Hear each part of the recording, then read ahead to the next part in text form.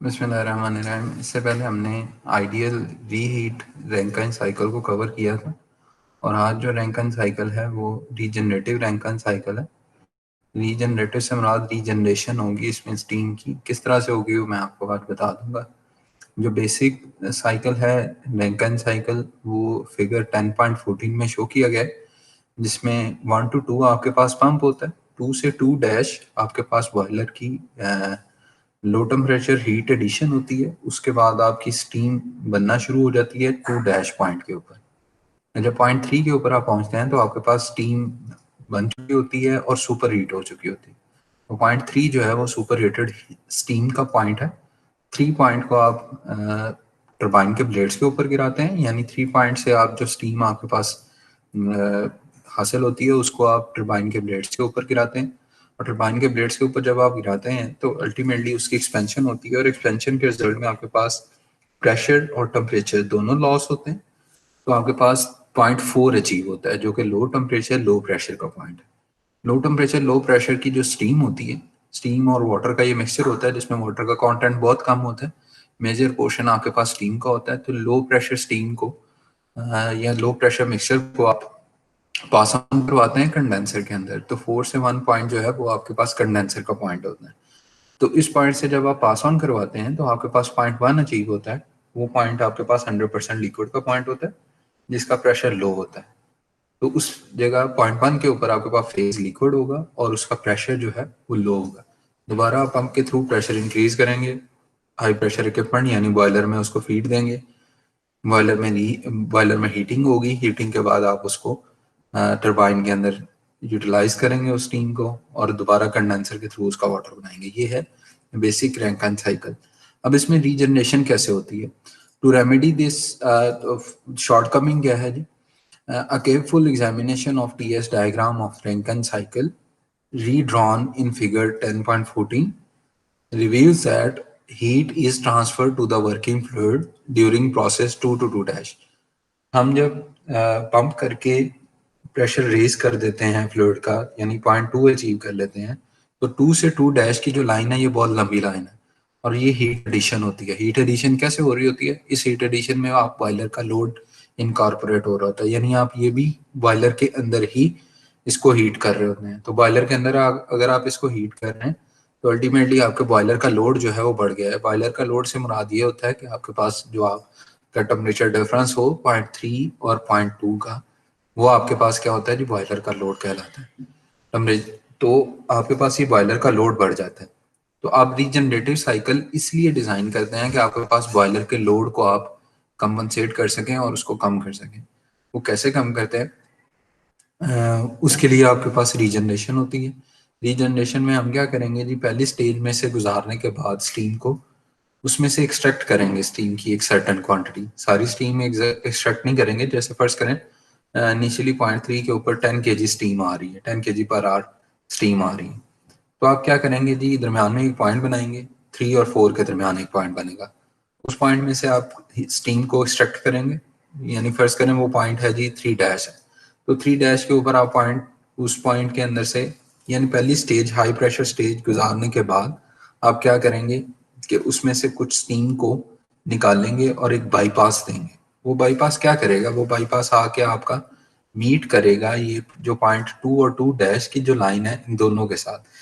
कैसे होगा वो अभी ये स्कीमेटिक डायग्राम में इसकी एक्सप्लेन कर देता हूँ और टीएस डायग्राम, तो उससे आपको आइडिया हो जाएगा। तो बेसिकली ये रीजनरेटिव साइकिल करता क्या है? ये आपके बॉयलर के लोड को कम करता है।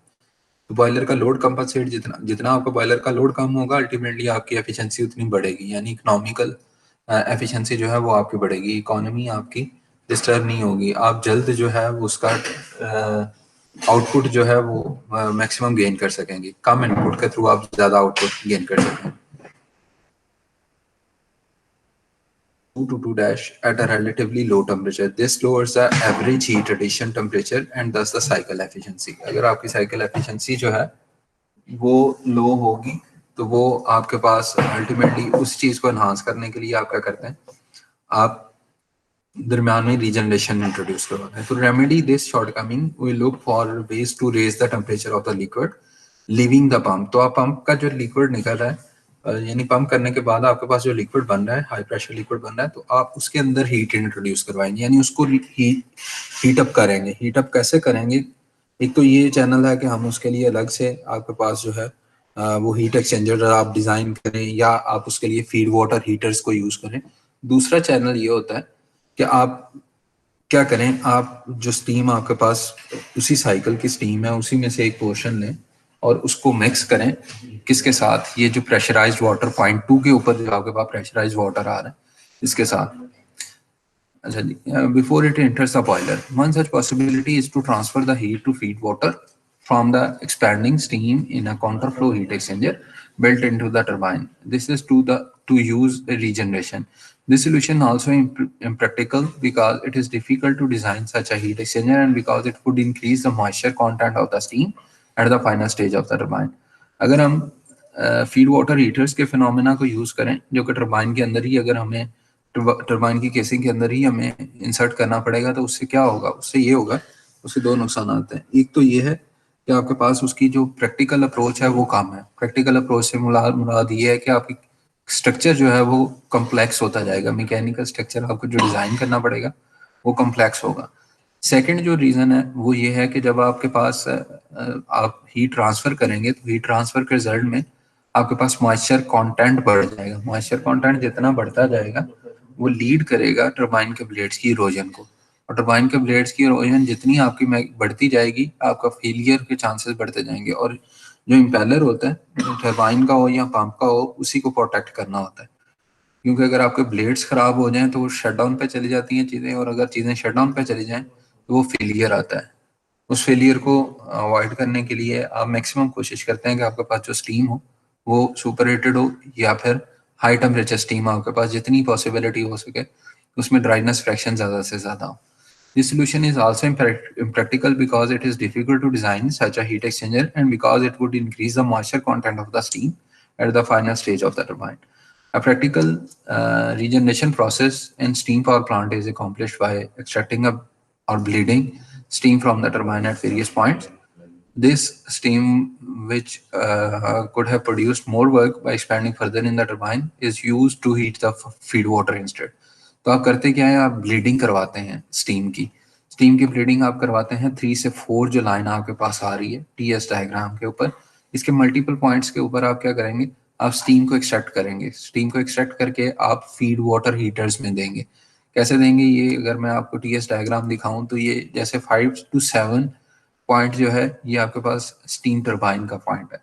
तो आप पॉइंट 6 के अंदर से स्टीम का एक पोर्शन निकाल दें, इसको कहते हैं स्टीम की ब्लीडिंग। आप ब्लीड करवाते हैं स्टीम को। स्टीम लेट्स सी आपके पास 0.5 के ऊपर 10 kg स्टीम आ रही है, आपने उसमें से 2 kg स्टीम 0.6 के ऊपर एक्सट्रैक्ट करवा ली। अब आपके पास जो स्टीम बची है वो 8 kg है जो 6 to 7 आपकी एक्सपेंशन देगी। यानी आपके पास क्या होगा कि 5 के ऊपर आपके पास स्टीम की जो क्वांटिटी है वो ज्यादा है पर आवर जो फ्लो रेट आ रहा है। 6 के ऊपर आपने उस फ्लो रेट में से एक सर्टन पोर्शन को ब्लीड करवाया और अगले वाला जो बाकी का स्टीम का पोर्शन बचेगा, जो स्टीम की क्वांटिटी बाकी बचेगी वो उसी फ्लो रेट के साथ 6 to 7 आपके पास इम्पेलमेंट हो रही है ब्लेड्स के ऊपर। अब आपने जो ब्लीड करवाई है स्टीम 0.6 के ऊपर वो क्या करेंगे, आप उस 0.6 वाली स्टीम को यूज करेंगे। ये जो आपके पास 2 से 2 डैश का पॉइंट था, आप क्या करेंगे 2 वाला जो आपके पास प्रेशर है उसी प्रेशर के ऊपर आप हीट एक्सचेंजर डिजाइन करेंगे, उसको आप कहते हैं फीड वाटर हीटर। तो आप ओपन फीड वाटर हीटर यहाँ पे लगाएंगे, यानी ये एक तरफ से स्टीम आ रही होगी और एक तरफ से ये पंप हुआ वाटर आ रहा होगा, ये हीट एक्सचेंजर ही होगा। दोनों आपस में आपके पास जो ब्लीड हुई स्टीम है वो और ये आपके पास जो पंप्ड वाटर है ये इंटरेक्शन में आएंगे, और इंटरेक्शन में आने के बाद आपके पास क्या होगा, आपके पास ये जो 0.3 है इसके अंदर आपके पास ये जो 8 kg वाटर बना है कंडेंसर के थ्रू, 7 to 1 आपके पास जो पॉइंट है वो कंडेंसर का पॉइंट है, तो 8 kg of water per hour, और जब आपने उसको पंप अप किया तो 0.2 के ऊपर आप पहुंचे वो, और आपके पास जो 0.3 के ऊपर 2 kg स्टीम आ रही थी, तो ये दोनों मिक्स हो जाएंगे, यहाँ पे अगेन 10 kg हो जाएगा। तो 10 kg स्टीम आपके पास क्या वाटर क्या हीटेड वाटर आपके पास 0.3 के ऊपर अचीव होगा। 3 से 4 आप अगेन पंप लगाएंगे, यानी ये 2 पंप आएंगे, एक पंप 1 to 2 आएगा और एक पंप 3 to 4 आएगा। तो इन दोनों पंप्स के थ्रू आप इसका प्रेशर रेज करके 0.4 वाला जो प्रेशर है उसको अचीव करेंगे और बॉयलर के अंदर आपके पास हीटिंग स्टार्ट हो जाएगी। तो इसमें बॉयलर का लोड जो है वो कंपनसेट हो गया। आपके पास बॉयलर का लोड जो पहले ज़्यादा एक बड़ी लाइन आ रही थी, यानी बॉयलर की जो कैपेसिटी थी वो आपको बड़ी कैपेसिटी का बॉयलर इंस्टॉल करना पड़ रहा था। तो अब आपकी वो जो थर्मल कैपेसिटी की बात कर रहा हूँ, अगेन आपके पास जो फ्लो रेट की कैपेसिटी है वो सेम है, लेकिन आप थर्मल कैपेसिटी यानी आपकी जो थर्मल कैपेसिटी से मुराद ये है कि आपकी जो इंडोरेंस लिमिट है बॉयलर की, यानी मटेरियल जो आप लगाएंगे बॉयलर के अंदर, अगर आप उसका टेम्परेचर चेंजेस ज़्यादा लेके आना चाह रहे हैं तो उन थर्मल चेंजेस को कंपनसेट करने के लिए मटेरियल भी आपको अच्छा लगाना पड़ेगा। तो इस केस में क्या होगा, इस केस में आपके पास थर्मल चेंजेस कम है, यानी थर्मल शॉक्स कम है। आप इस तरह से कह सकते हैं कि थर्मल शॉक्स कम है। थर्मल शॉक्स अगर कम होंगे तो आपको मटेरियल जो है वो मतलब हाई इंटेंसिटी मटेरियल या हाई थर्मल रेजिस्टिव मटेरियल लगाने की इतनी ज़रूरत नहीं पड़ेगी। होगा थर्मल रेजिस्टेंट रेजिस्टिव मटेरियल ही, लेकिन जिस केस में आपके पास पहला जो केस था उस केस से ये क्वाइट डिफरेंट होगा। तो ये आपके पास रीजनरेशन है। अब इसको यूज़ करने के दो तरीकाकार हैं, ये जो आप स्टीम को ब्लीड करवाते हैं। एक तो ये है कि आपने जो अभी देखा कि हमने वाटर को हीटअप कर लिया, जो वाटर यहाँ से पंप से आ रहा था, बॉयलर का जो फीड वाटर था उसको हमने हीटअप कर लिया। दूसरा, इसको आप प्रोसेस स्टीम के तौर पे भी यूज कर सकते हैं। प्रोसेस स्टीम क्या होती है? प्रोसेस स्टीम ये होती है कि आपके पास जो कॉटन की इंडस्ट्री है, कॉटन की इंडस्ट्री में हम जब कपड़ा बनाते हैं तो कपड़े को स्टीम किया जाता है। तो वो स्टीम कहाँ से आती है? वो स्टीम आप यहीं से लेते हैं, यानी वो ब्लीड हुई स्टीम होती है। और अगर कभी आप किसी यूनिट का विजिट करें तो आप उसमें स्टीम की पाइपिंग आ रही होती है आपके पास हर यूनिट में। जहाँ पे भी आपके पास कपड़े को फैब्रिकेट किया जा रहा होता है तो उसमें क्या हो रहा होता है कि आपके पास निटिंग जहाँ पे हो रही होती है, तो निटिंग में आपके पास क्या हो रहा होता है कि साथ साथ स्टीम आ रही होती है। स्टीम के थ्रू आप उसको प्रेस कर रहे होते हैं। ये एक एक यूज मैं आपको बता रहा हूँ इस ब्लेड स्टीम का, जिसको आप प्रोसेस स्टीम कहते हैं। तो प्रोसेस स्टीम में आप डिफरेंट तरह के प्रोसेसेस में उसको इन्वॉल्व कर सकते हैं। इसमें से एक प्रोसेस आपके पास जो क्लॉथ मैन्युफैक्चरिंग है, इसके अंदर आप उसको स्टीम कर रहे होते हैं उसको कपड़े को। उसको स्टीम क्यों कर रहे होते हैं? स्टीम करने की रीजन ये होती है कि आपके पास जब आप निट करते हैं तो निट का मैश जो है वो प्रॉपरली क्रिएट होता है और आपके पास जो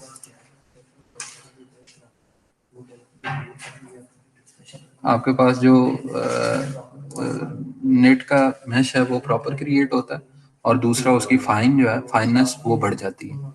अब इसको प्रैक्टिकली मैं आपको बता भी देता हूँ कि इसकी स्कीमेटिक डायग्राम किस तरह से है। ये ओपन वाटर फीड हीटर का साइकिल है जो अभी हम पढ़ेंगे। एक close water feed water heater भी होता है, वो भी मैं आपको बता दूंगा। उससे पहले यहाँ पे थे हम। A practical regeneration process in steam power plant is accomplished by extracting or bleeding steam from the turbine at various points. This steam, which could have produced more work by expanding further in the turbine, is used to heat the feed water instead. The device where the feed water is heated by regeneration is called regenerator or feed water heater. Regeneration not only improves cycle efficiency but also provide a convenient mean of deaeration the feed water. अब आपके पास ये heating भी हो रही है और उसके साथ साथ डीएरेशन भी हो रही है। डीएरेशन क्या होती है? डीएरेशन ये होती है कि आपके पास जो वाटर आ रहा है, फीड वाटर, बॉयलर का जो फीड वाटर है उसके अंदर एयर इंट्रैप्ट हो सकती है। तो जब आप हाई टेम्परेचर स्टीम को उसके अंदर इंट्रोड्यूस करवाएंगे, वो जो एयर इंट्रैप्ट है वो डीएरेशन प्रोसेस के थ्रू डीएरेट हो जाएगी। डीएरेट होना क्यों जरूरी है? आपके पास पॉकेट्स बन जाती हैं, जो एयर होती है वो पॉकेट्स के फॉर्म में आ जाती है। पॉकेट्स के फॉर्म में जब एयर इंट्रैप्ट हो जाएगी तो आपके पास थर्मल चेंजेस डिफरेंट आएंगे। कैसे डिफरेंट आएंगे? स्मूथ थर्मल चेंजेस नहीं आएंगे, यानी आपके पास जो थर्मल आप उसका टेम्परेचर जो बढ़ा रहे हैं वो आपके पास स्मूथ नहीं होगा, कंटिन्यूस आपके पास ट्रांसफॉर्मेशन नहीं होगी, थर्मल ट्रांसफॉर्मेशन नहीं होगी। तो वो जो एयर के पॉकेट्स हैं उनको अवॉइड किया जाता है। क्यों वो आती क्यों है? वो इसलिए आती हैं कि दो डिफरेंट मीडियम हो गए, एक हो गया लिक्विड और एक हो गया एयर, यानी एक होगी गैस और एक होगी लिक्विड। तो दोनों में आपके पास जो थर्मल चेंजेस आती हैं या दोनों की जो थर्मल या आप इस तरह से कह रहे हैं जिन दोनों को जो हीटअप किया जाता है उनकी दोनों की प्रोफाइल डिफरेंट है हीटिंग की। जैसे आपके पास अगर एयर है तो एयर चूंकि गैस है तो गैस की हीटिंग अलग प्रोफाइल है। आपके पास अगर वाटर है, लिक्विड है, तो वो जब हीटअप होता है तो उसका बिहेवियर और उसकी प्रोफाइल अलग है। तो दो जो आपके पास दो हमारे पास लिक्विड अगर दो आपके पास फ्लूइड इस तरह से आ रहे हैं, मिक्सचर आ रहा है, तो उससे आपके पास प्रॉपर हीटिंग नहीं होगी। तो इस चीज को अवॉइड करने के लिए डीएरेशन जो है वो लाजमी होती है to prevent corrosion in the boiler, removing the air that leaks in at the condenser to prevent corrosion in the boiler। अब एयर के अंदर आपके पास जो है वो ऑक्सीजन होती है, और जब सॉरी उससे पहले मैं आपको ये बता दूं क्रोजन होती क्या है। क्रोजन बेसिकली आपके पास Fe2O3 यानी फेरस ऑक्साइड और फेरिक ऑक्साइड ये बनते हैं जब भी आप फेरस की कोई चीज यूज करेंगे, जैसे जिसमें जिसमें भी आयरन होगा। लाइक हमारा मटेरियल है, एमएस का मटेरियल है, अगर एमएस मतलब माइल्ड स्टील है, तो स्टील भी बेस कर रहा होता है। Steel is basically the composition of iron and iron carbide. Iron और आयरन कार्बाइड से आप स्टील बनाते हैं। फर्ज करें आपका एमएस की शीट है, एमएस की शीट के अंदर आपके पास आयरन जो है वो मेजर पोर्शन में होता है। जब आयरन आपका एक्सपोज होता है ऑक्सीजन को, और उसमें एक सर्टन क्वांटिटी यानी वाटर की इनकॉर्पोरेट हो, तो आपके पास क्रोजन होती है। क्रोजन की जो केमिकल कंपोजिशन है उसमें आपके पास फेरस और फेरिक ऑक्साइड मेनली इन्वॉल्व होते हैं। तो अगर आपके पास एयर बॉयलर के अंदर जाएगी तो एक तो ये है कि उसकी थर्मल स्मूथनेस जो है वो थर्मल चेंजेस की स्मूथनेस वो डिफिकल्ट होगी, और दूसरा उसमें क्या होगा कि उसमें क्रोजन होने के चांसेस बढ़ जाएंगे। It also helps to control the large volume rate of the steam at the final stage of the turbine. Therefore, regeneration has been used in all modern steam plants since its introduction in early 1920s। अब ये जो world war है, world war बहुत सारी चीज़ों से associated है। जो फर्स्ट वर्ल्ड वॉर है उसमें टेक्नोलॉजी जो है वो मेन पोर्शन है आपका।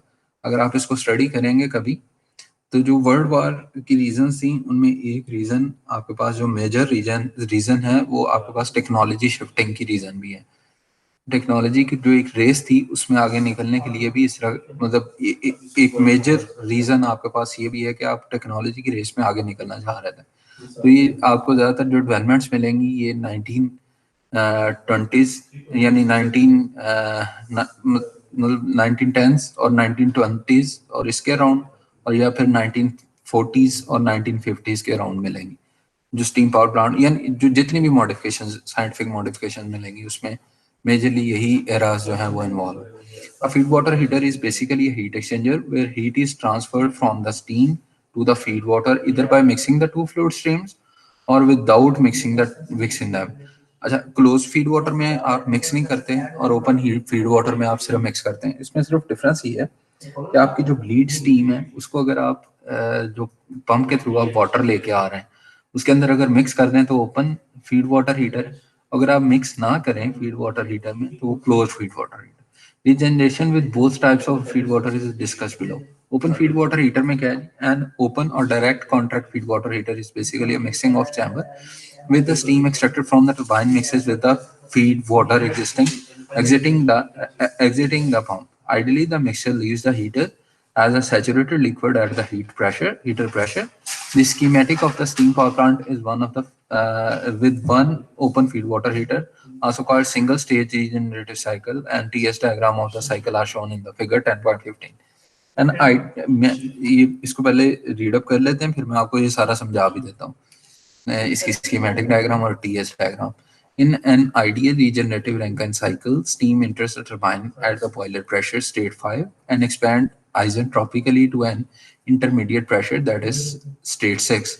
Some steam is extracted at this state and routed to the feed water heater, while the remaining steam continues to expand isentropically to the condenser pressure that is state 7. This steam leaves the condenser as a saturated liquid at the condenser pressure state 1.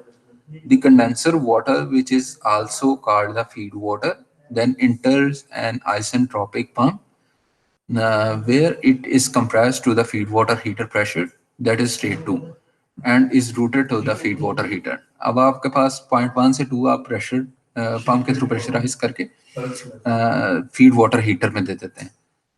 Feed water heater क्या करता है जी, where it mixes with the steam extracted from the turbine which we have extracted at 0.6, जो आपने steam 0.6 के ऊपर extract की थी उसी के साथ इसको मिक्स कर देते हैं। The fraction of the steam extracted is such that the mixture leaves the heater as a saturated liquid at the heater pressure state 3. A second pump raises the pressure of the water to the boiler pressure state 4. The cycle is completed by heating the water in the boiler to the turbine inlet state 5. तो second pump आप लगाते हैं 0.3 से 4, आप क्या करते हैं उसको अगेन पंप अप करके बॉयलर के प्रेशर के ऊपर ले जाते हैं। तो 4 से 5 आप पॉइंट अचीव करते हैं बॉयलर के अंदर। स्कीमेटिक डायग्राम अगर आप समझें तो 0.1 से हम स्टार्ट करते हैं। 0.1 आपके पास कंडेंसर का आउटपुट है।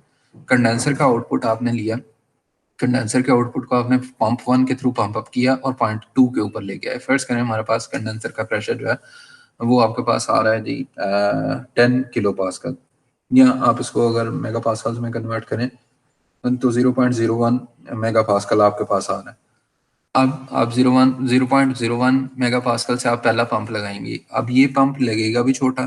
क्यों छोटा लगेगा? क्योंकि आपने प्रेशर रेज करना है 1 to 4 रेज नहीं करना, आपने प्रेशर रेज करना है 0.1 से लेके 2 तक। यानी आपने प्रेशर की जो आपके पास लाइन है वो छोटी रह गई है। उस पॉइंट तक आपने प्रेशर क्यों रेज करना है? उस पॉइंट तक आपने प्रेशर इसलिए रेज करना है कि आपने जो फीड वाटर हीटर लगाया है वो 0.236 वाला जो प्रेशर इंटरमीडिएट प्रेशर है, यानी फर्ज करें वो हमारे पास पहले 0.01 मेगा पास्कल था और ये दरमियान वाला फर्ज करें 1 मेगा पास्कल है इंटरमीडिएट, और जो हाई प्रेशर है यानी बॉयलर का जो प्रेशर है वो 10 मेगा पास्कल है। तो 10.01 मेगा पास्कल से 10 मेगा पास्कल अचीव करना क्वाइट मुश्किल है एज कम्पेयर टू 0.01 से 1। यानी इस दोनों की प्रेशर रेशियोज अगर आप देखें तो आपके पास जो इंटरमीडिएट प्रेशर है और जो लो प्रेशर है इनकी जो प्रेशर रेशियो है वो आपके पास कम है as compared to high pressure that is 10 mega pascal and 0.01 mega pascal that is low pressure. तो इन दोनों की अगर आप प्रेशर रेशियोज की बात करें तो प्रेशर रेशियोज आपको क्या गवर्न करती हैं? प्रेशर रेशियो आपको पंप की साइज बताती हैं कि पंप का साइज क्या होगा, किस कैपेसिटी का पंप आप लगाएंगे। तो आप कम कैपेसिटी के पंप के थ्रू भी आप इसको जो है वो अचीव कर सकते हैं। 0.2 आपने अचीव किया, और 0.2 के अंदर आपके पास स्टीम आ रही है। यानी आप जब 0.2 अचीव कर लेते हैं तो 0.2 आपके पास एक वाटर का पॉइंट है जिसको आप हीट अप करेंगे। कैसे हीट अप करेंगे? ओपन फीड वाटर हीटर में। यानी ये 0.2 से अगर आपका लिक्विड जा रहा है ओपन फीड वाटर हीटर में तो दूसरी तरफ से आपके पास 0.6 से स्टीम आ रही है। ये जो वाई स्टीम है, वाई केजी ऑफ स्टीम, यानी फर्ज करें आपके पास 10 केजी आ रही है तो ये 2 KG of steam is being extracted from the steam turbine and supplied to the open feed water heater. ये 0.6 आपने यहाँ पे मिक्स किया 0.2 के साथ, तो आपके पास अल्टीमेटली 0.3 अचीव हुआ। यानी 0.2 का टेम्परेचर आपके पास क्या हो जाएगा जी? रेज हो जाएगा। अब है तो ये सेम प्रेशर के ऊपर पॉइंट, तो प्रेशर नहीं बढ़ेगा, आपके पास क्या होगा? सिर्फ टेम्परेचर सेम आ जाएगा। और प्रेशर इस तरह से डिफरेंट प्रेशर के आपके पास जो फ्लूइड्स होते हैं उनको आप इस तरह से मिक्सअप भी नहीं कर सकते हैं। तो ओपन फीड वाटर हीटर में आपने 2 और 6 पॉइंट को मिक्स किया और 0.3 आपके पास अचीव हो गया। अब 3 को आप अगेन पंप अप करके 0.4 के ऊपर ले जाएंगे। 4 पॉइंट बॉयलर का एंट्री पॉइंट है। 4 पॉइंट से आप बॉयलर को हीटअप करना, इस वाटर को हीटअप करेंगे बॉयलर के अंदर, तो 0.5 आपके पास अचीव होगा। 5 को अगेन आप टरबाइन के अंदर लेके आए। टरबाइन के अंदर आपने 0.6 में से थोड़ी सी स्टीम निकाली, ब्लीड स्टीम किया। उसके बाद आपके पास 6 से, मतलब ये 0.5 से जो स्टीम आ रही थी उसमें से 6 में कुछ ब्लीड की और बाकी की एक्सपैंड होके 0.7 में आई। 0.7 में आपके पास कंडेंसर है। कंडेंसर के अंदर आपका अगेन जो है वो आप वाटर को कंडेंसर में इसको वाटर में कन्वर्ट करते हैं और पंप अप करके pump one open feed water heater, फिर पंप 2 बॉयलर, टरबाइन, और सेम इस तरह से ये साइकिल चलता रहता है। ये स्कीमेटिक डायग्राम।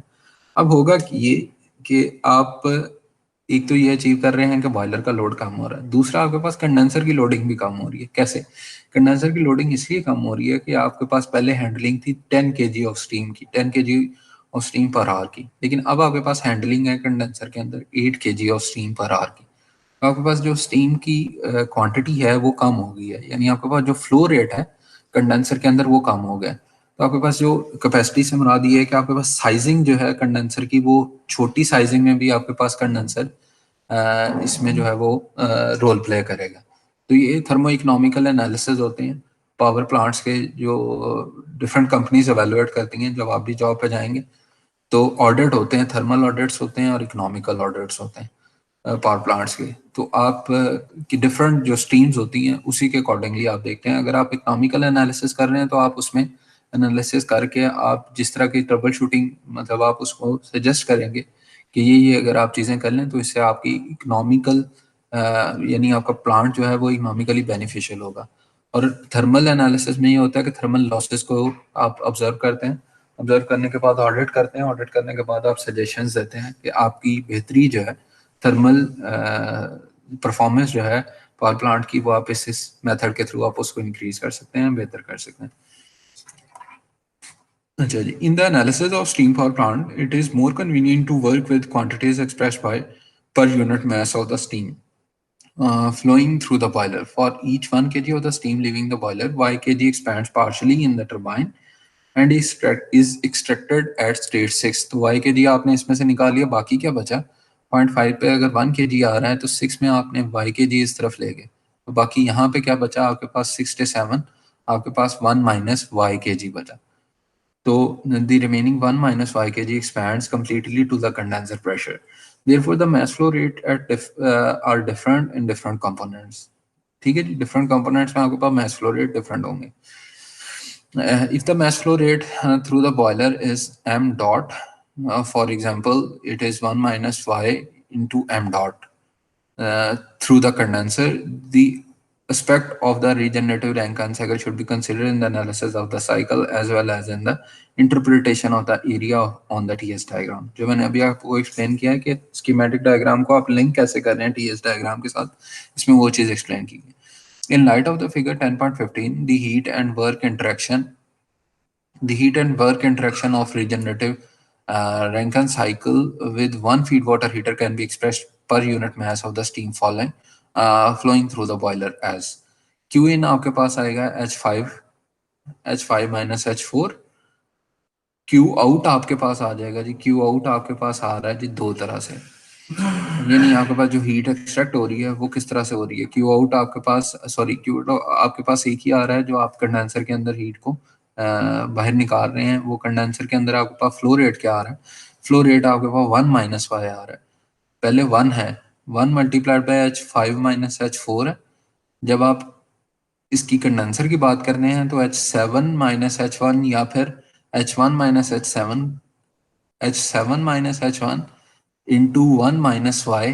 1 माइनस वाई क्यों आएगा, क्योंकि वाई आपने Y K G of steam आपने ब्लीड करवा के 0.6 से 3 की तरफ ओरिएंट कर दिया उसको, तो 6 to 7 आपके पास 1 माइनस वाई के जी है। यही 1 माइनस वाई के जी आपके पास कंडेंसर के अंदर जो है वो आपके पास जिसको आप कन्वर्ट कर रहे हैं स्टीम को वाटर के अंदर, वो 1 minus Y K G of steam है, तो 1 माइनस वाई के जी आप इसलिए साथ मल्टीप्लाई कर रहे हैं। टरबाइन के वर्क आउटपुट की बात करें तो ये दो हैं, H5 माइनस H6 में आपके पास 1 ही आ रहा है फ्लो रेट, और H7 माइनस H6 में आपके पास क्या आ रहा है, या H6 माइनस H7 में आपके पास क्या आ रहा है जी 1 माइनस वाई आ रहा है। तो इसमें इसी तरह से मल्टीप्लाई हो रहा है H5 minus H6 plus 1 minus Y H6 minus H7।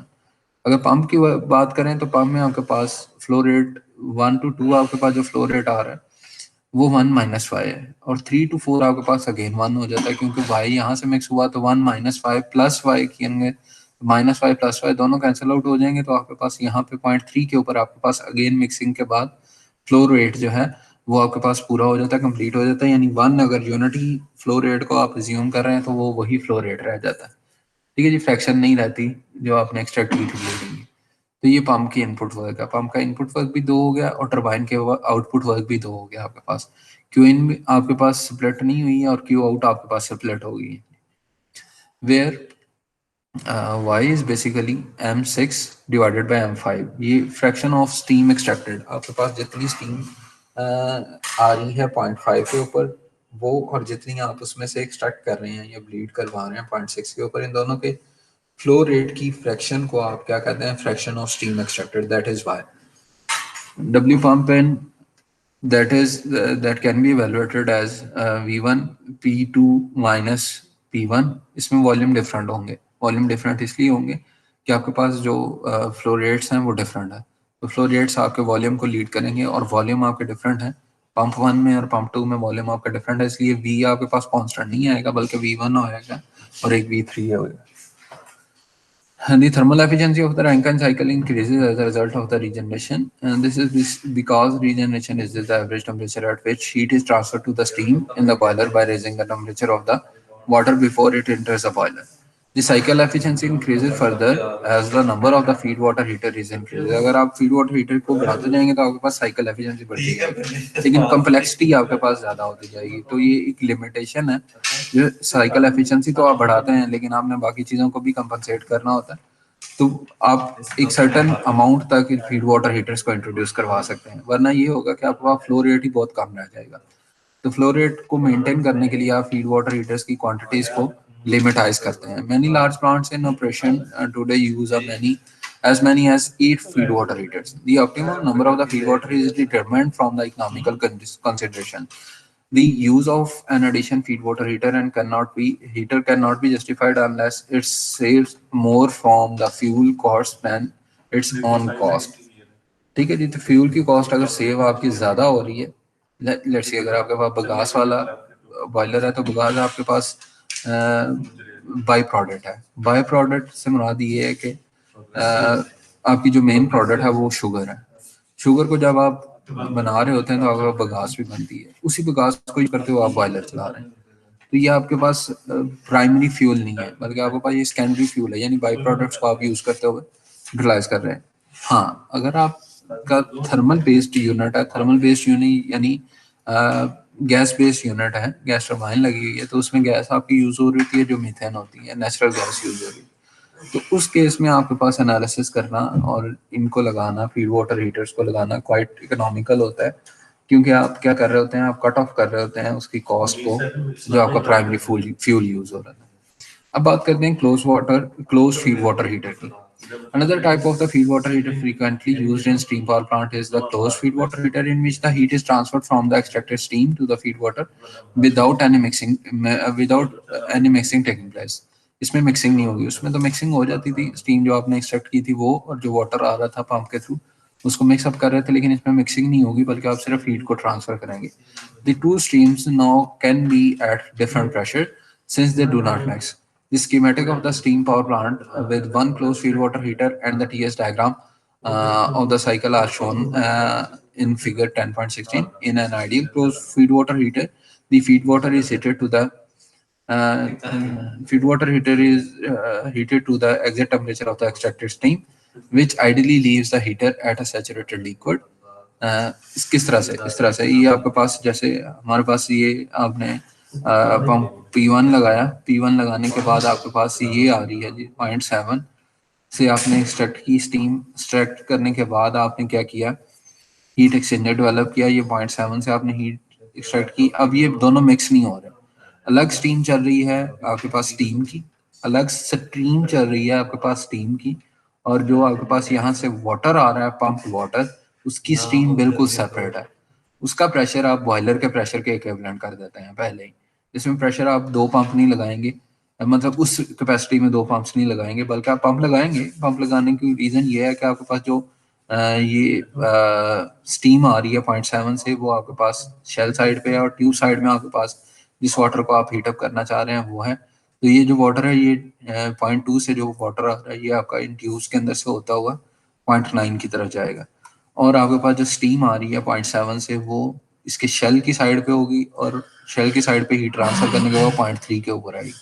0.3 को आप पंप अप करके मिक्सिंग चैम्बर में लेके आएंगे। मिक्सिंग चैम्बर में क्या होगा, मिक्सिंग चैम्बर में आपके पास 0.4 होगा।